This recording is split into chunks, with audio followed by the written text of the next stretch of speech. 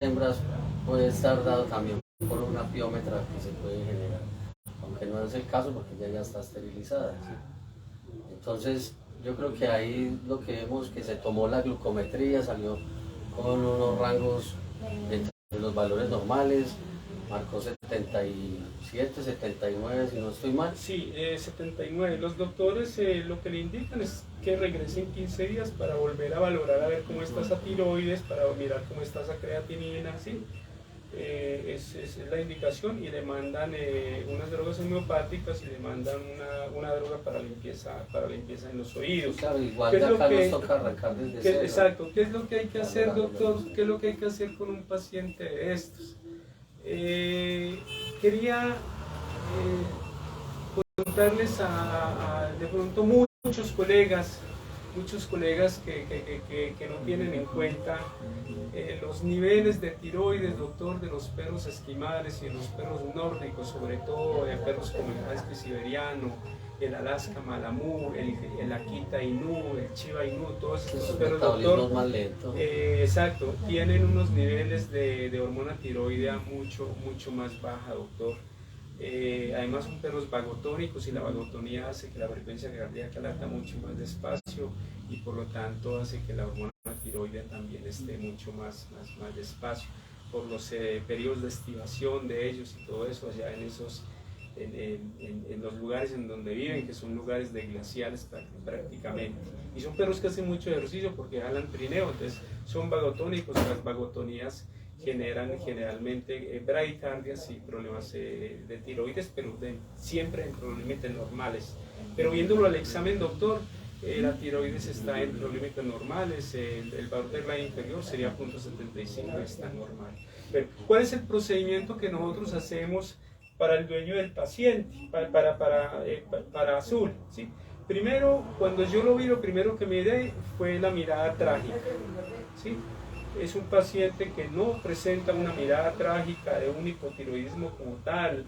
El hipotiroidismo tiene muchos parámetros clínicos y muchos síntomas patognomónicos, por ejemplo, entre ellos la piel, las alopecias y las depilaciones, digamos, aquí en la piel, doctor, y es una piel más que toda azufrada. Lo otro que presenta el hipotiroidismo, digamos, en machos son oligospermias, en hembras no ciclan como tal, los ciclos estrales cambian mucho, por ejemplo, en ellos ya no ciclan cada 5 o 6 meses. Entonces el pelaje es hirsuto, sin brillo y todo eso. Sí hay una hipercolesterolemia en hipertiroidismo, sí. Entonces, ¿qué me llama la atención? Este es un paciente que hay que tomarle triglicéridos, colesterol y lípidos totales, doctor, porque y colesteroles, mirar a ver cómo están las lipoproteínas de baja y alta densidad en el paciente, porque esa puede ser una también de las causas de la obesidad, y vemos de que es uno de los factores de riesgo de infarto cardíaco, y esa obesidad es un factor de riesgo de tipo químico, ¿no? Recordemos esos factores de riesgo, doctor. Hay dos mecánicos que son hipertensión arterial y colesterol, 12 químicos que son diabetes y obesidad, y 3 químicos que son sedentariedad, alimentación y todas estas cigarrillo y todo eso. Hay pacientes que viven al lado de personas fumadoras o en fincas. Entonces, tener en cuenta eso, los factores de riesgo en los pacientes, ya que puede causar una muerte súbita en un paciente. Entonces hay muchas cosas que pueden causar una muerte súbita en un paciente. Entre ellos, esta semana hablamos sobre el conmotion cordis de los pacientes, ¿no? Una fibrilación auriculoventricular, una fibrilación ventricular, una taquicardia ventricular con pulso sin pulso. También se puede presentar un bloqueo auricular completo también, y muchas de las causas, una enfermedad coronaria aguda, un infarto agudo, todas estas cosas. Bueno, entonces, cuando la dueña del paciente, María Camila, llegó, me dijo, doctor, ¿qué exámenes le voy a mandar? Entonces yo lo que le digo a María Camila, hay que mirarlo primero.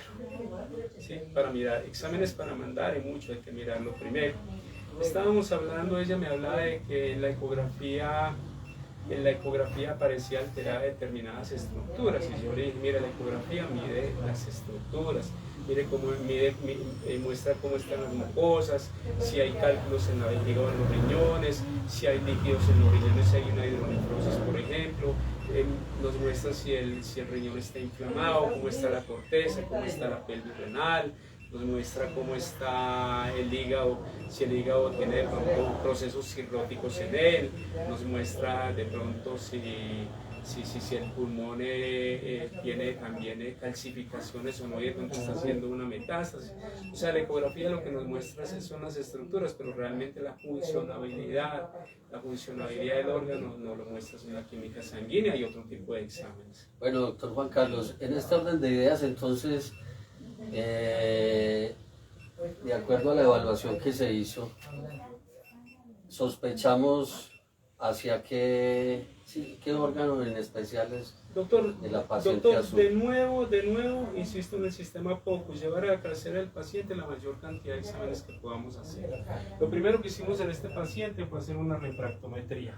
Entonces cogimos el refractómetro, le colocamos una gota de orina al refractómetro, siempre colocar agua en el refractómetro, siempre colocar agua y mirar la densidad, ¿sí? La densidad debe estar en 1000, que es la densidad del agua. Después de la de ella estuvo en 1030. Sí, exacto. Después de eso, entonces tomamos una gota de orina y la colocamos en el refractómetro. Entonces lo podemos hacer de nuevo acá, ¿sí? Entonces, tomamos una gota de orina, ¿sí? La colocamos en el refractómetro, ¿sí? ¿Listo? Esta es la orina que se da para el laboratorio, para tomar un ratio proteína-creatinina y tomar un urianálisis. Entonces miramos de nuevo, doctor, densidad 1033, proteína 5.5. María Camila nos dirá, doctor, ahora dio 1029, 1030 y proteína 5. Los marcadores bioquímicos van cambiando a veces a minutos, por horas, por días, y en pacientes críticos se toman marcadores inclusive a diario. Para doctor, ¿cómo lo digo? Porque ahorita no la voy a ver. Los marcadores bioquímicos hay que hacerlos, por eso vamos a repetir inclusive los exámenes de ella, porque para mirar a ver sobre todo esa creatina en 1.6, y si nos ha bajado o nos está subiendo, y con eso nos damos cuenta de la evolución del paciente. Este refractómetro es un método, doctor, sencillo, antiguo, para mirar la evolución de un paciente y la evolución de un paciente que se nos está volviendo crítico. Otra de las medidas a tomar es un lactato, por ejemplo. Yo no lo mandé porque eso les aumenta mucho los costos a ellos, pero ya tenemos la refractometría, ¿no? Entonces con la refractometría ya es un indicador de cómo está realmente el paciente evolucionando o no. Es eso. Lo otro, doctor, que se le hizo inmediatamente fue un monitoreo de signos vitales al paciente.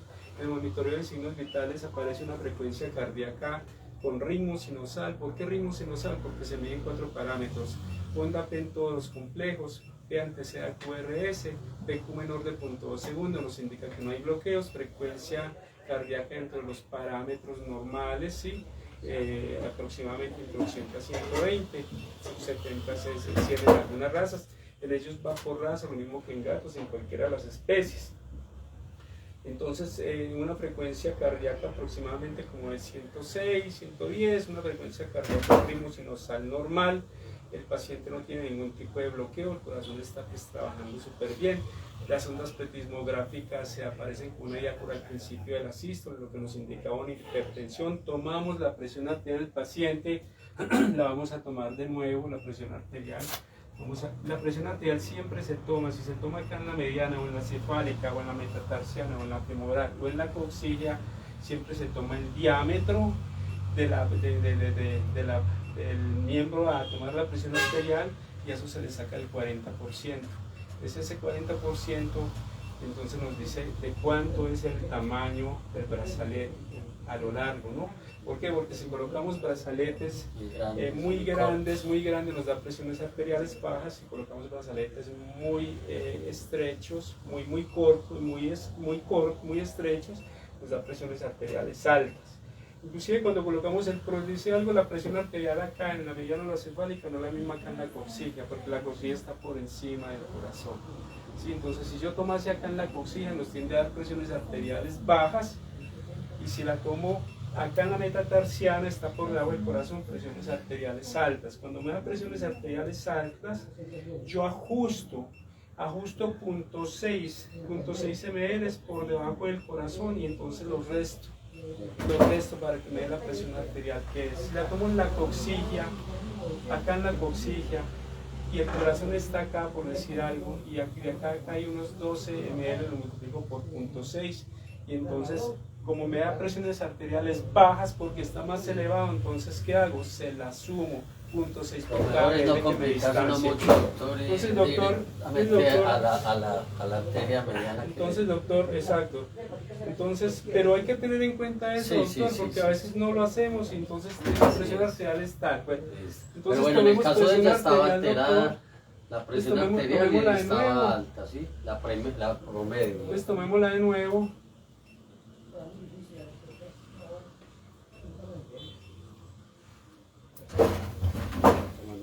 En las presiones arteriales, doctor, ya hay que dejar eso, doctor, de que presión arterial sistólica y diastólica, no, eso es ser uno muy simplón, doctor, hay que ser un poco más fino. La presión arterial, en paciente neurocrítico, en cualquier paciente, la presión arterial que indica cómo está perfundido los tejidos, doctor, a nivel central del organismo, la presión arterial media. Así es. Entonces acá nos da una diastólica de 108 y una sistólica de 139. La presión arterial media es 2 veces la diastólica, entonces 218 más la sistólica 139. Entonces 218, 318, ¿sí? 358, aproximadamente 360, ¿no? Entonces este es un paciente que tiene 358, en este momento tiene una media de ¿cuánto, doctor? Una media de 16, ¿cierto? Una media de 19 más o menos, una media de 119, es una media muy alta, una presión arterial media muy alta. Entonces hay que tener en cuenta eso, doctor, porque la presión arterial media es la presión arterial con la que se usa en anestesiología, que es la importante en cuidado crítico. Sigue siendo alta, entonces por ser una presión arterial alta, la refractometría, la densidad urinaria elevada, la presión arterial elevada. En los exámenes nos llama la atención que las proteínas están normales, pero no toman diferencial, no toman conjugada directa y necesitamos mirar la albúmina. ¿Sí? La creatinina está elevada. Entonces, doctor, este es un paciente, doctor, este es un paciente que tiene la creatinina elevada, la presión arterial elevada.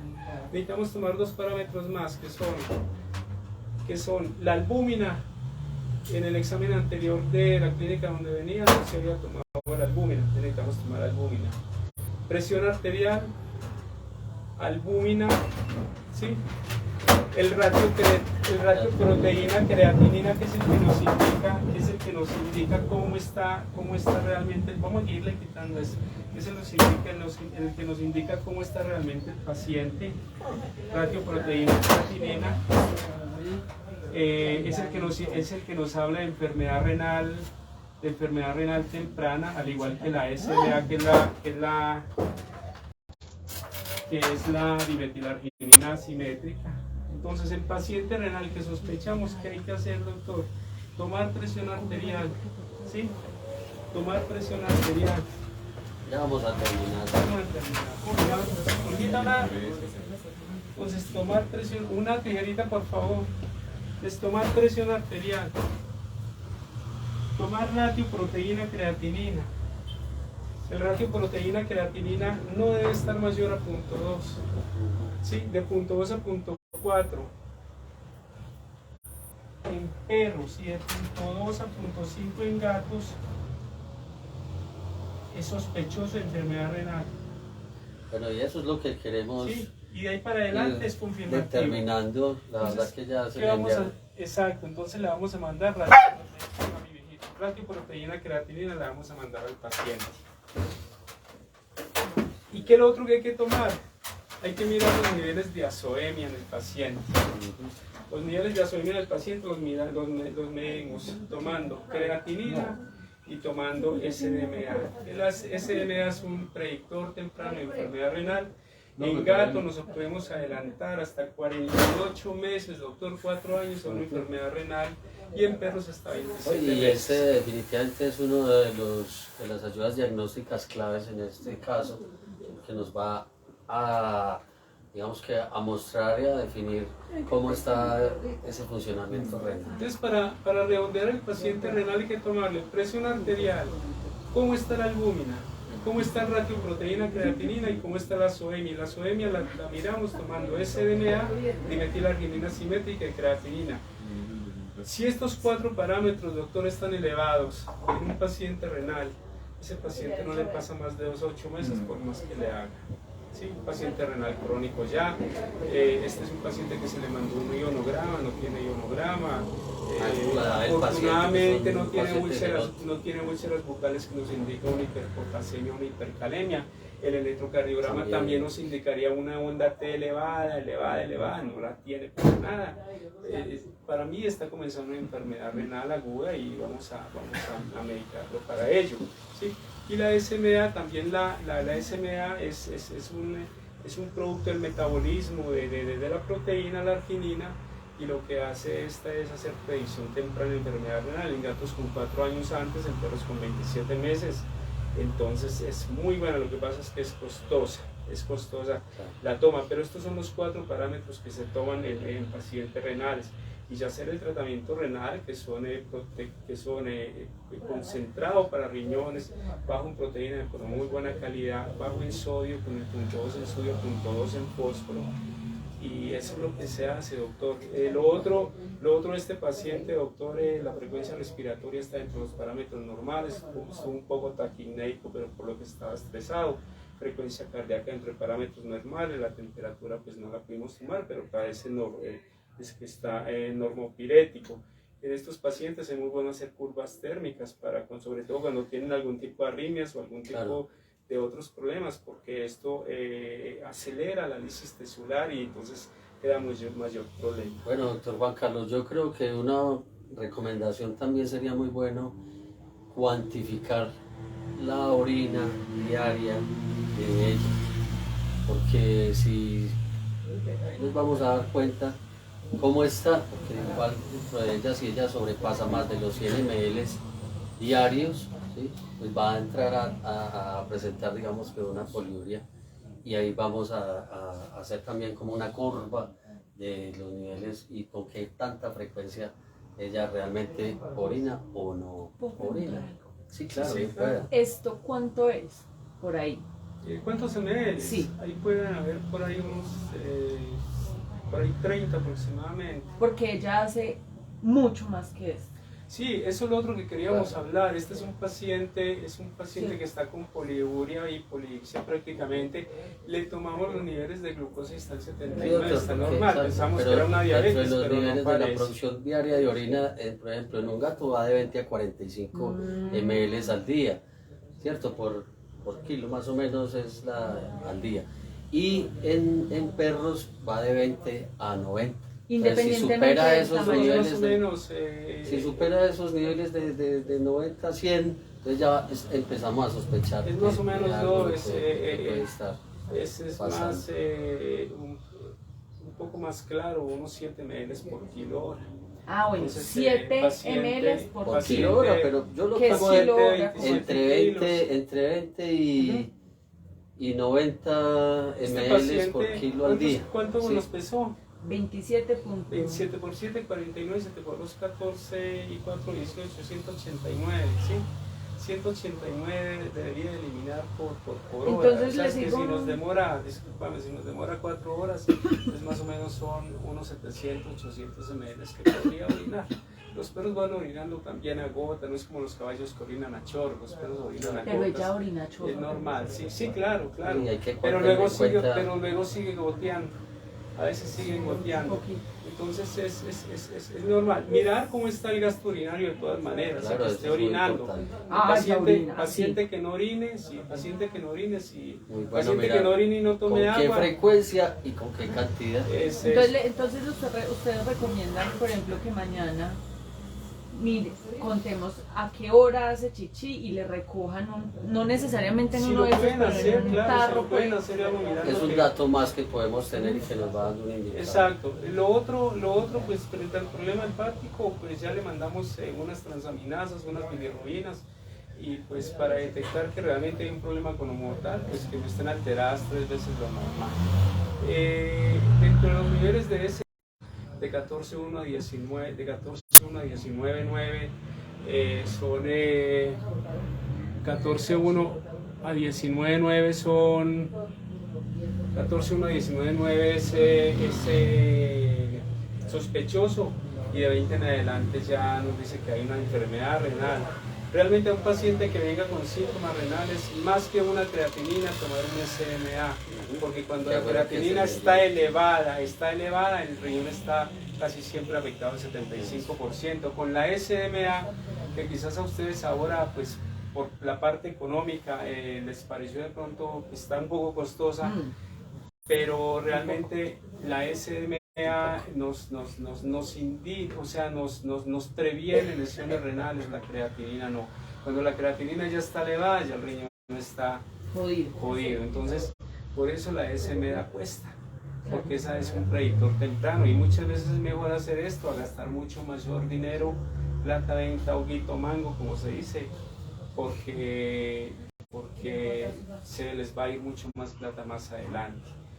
Frente a lo del problema del vaso, doctor, esperemos, habla de un mielolipoma, alguna cosa, pero pues la verdad que sin hacer otro tipo de estudios, pues no sé cómo se hizo el diagnóstico, los doctores, ¿no? Esperemos a ver cómo sigue. Yo enfoco más el diagnóstico hacia una lesión del tipo renal. Vamos a protegerle hígado, vamos a protegerle riñón, entonces le vamos a medicar. Se le hizo un otoendoscopía de los oídos, previa anestesia local, y no aparecen pues alteraciones, solamente hay una zona hiperémica en el oído externo y arriba del oído medio, pero no aparece nada más. Sigan con el tratamiento, con el Equiotic que le mandaron. El esferulitis es muy bueno, también puedes hablar con la doctora Lina María, que ella te lo facilite. Es eso. El Epaquitín también, que te lo facilite. El Epaquitín, esa me dijo ahora que se los iba a facilitar. El Epaquitín es una cucharadita por cada 5 kilos, por lo tanto le das más o menos 6 por 7 cucharaditas, ¿sí? 7 cucharaditas cada 12 horas de Epaquitín. Es eso. No sería... miramos cómo salen los exámenes en caso tal de que el cuadro hemático de pronto aparezca alterado. Siempre es bueno tomarlo por un laboratorio cuando se toman de nuevo los exámenes, y realmente pues si sale alterado, pues sería pensar en un SNA-X4. Nosotros la estaríamos llamando para si hay que de pronto sospechar una erlichosis. Ustedes vienen a una tierra caliente y pueden haber garrapatas y pueden haber algunos otros ectoparásitos que pueden provocar erlicha, entonces se mandaría un SNA-X4 en el caso tal de que se pueda hacer, o una erlicha sola. Lo ideal sería hacer un SNA-X4. Siempre que hay enfermedad renal, pensar en hemoparásitos. Siempre que hay hemoparásitos, pensar en enfermedad renal. Entonces la sangre queda en el laboratorio 3 días y podemos hacer muchas cosas con la sangre sin necesidad de volverlo a punzar ni nada de esto, ni a molestar. Lo demás, ¿qué más? No, yo creo que ese ha sido el resumen más completo, sí, pues, sí. en este momento. ¿Qué se le va a mandar? ¿Qué se le va a mandar? Un perfil hepático, un perfil renal, una prueba pancreática. Le vamos a manejar un predictor temprano de enfermedad renal. Un ionograma le vamos a manejar un ionograma completo, todo lo que son electrolitos. Y ya para poder buscar todas las cosas, ¿no? Un urianálisis, un reto de proteína creatinina, un coprológico, le vamos a, o sea, se va a manejar muy bien manejado, y un ácido úrico que es un factor de riesgo cardiovascular, renal, hepático y metabólico. Creo que está muy bien manejado, hemos tratado de que pues no les salga tampoco muy caro, sino lo justo para usted, lo justo para nosotros. Es eso.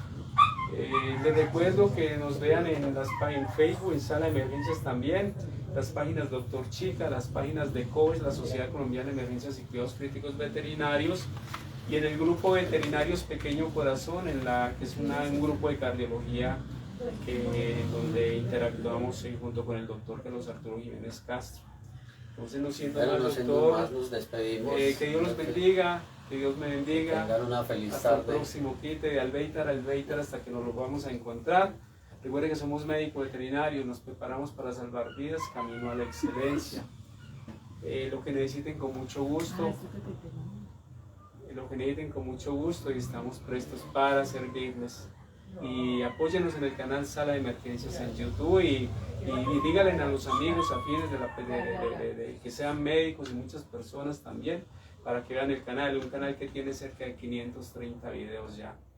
La mayor parte son videos médicos, y siempre tratamos de hacer un video médico sobre temas de interés y temas actualizados en medicina veterinaria. Para todos ustedes, recuerden que soy Juan Carlos, veterinario clínico. Soy clínico con orientamiento en cardiología, medicina interna, medicina de cuidado crítico, urgenciología y medicina de especies silvestres. Bueno, hasta pronto. Hasta luego. Gracias.